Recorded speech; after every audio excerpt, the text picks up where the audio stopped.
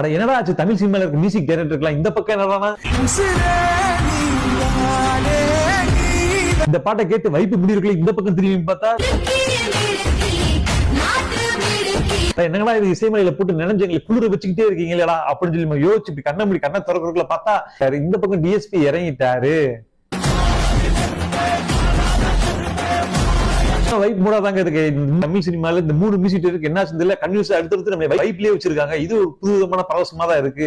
உண்மையிலே 3 music big salute போட்டுடலாம். அதுக்கப்புறம் தமிழ் சினிமால பாத்தீங்கன்னா எம்ஜிஆர், சிவாஜி கணேசன், ரஜினி, கமல், அஜித், விஜய். அதுக்கப்புறம் பாத்தீங்கன்னா லிஸ்ட்ல இருக்கிறது வந்து விக்ரம், சூர்யா, நம்ம தனுஷ், சிம்பு. உங்க 4 பேர். சிம்புவை தவிர 3 பேரோட படம் இப்ப ரிலீஸ் ஆக போது உண்மையிலே வேற லெவல் பட்டை கிளப்பிட்டு இருக்காங்க. இதுல போட்டி யார் முன்னாடி வரப்போறோம் அப்படிங்கிறது நோக்கிட்டு இருக்கு நம்ம தமிழ் சினிமாவே.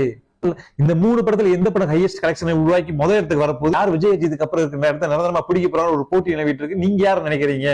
மறக்காம கீழே கமெண்ட் பாக்ஸ்ல கமெண்ட் பண்ணிருங்க. மறக்காம சர்ப்ரைஸ் பண்ணுங்க. தேங்க்யூ.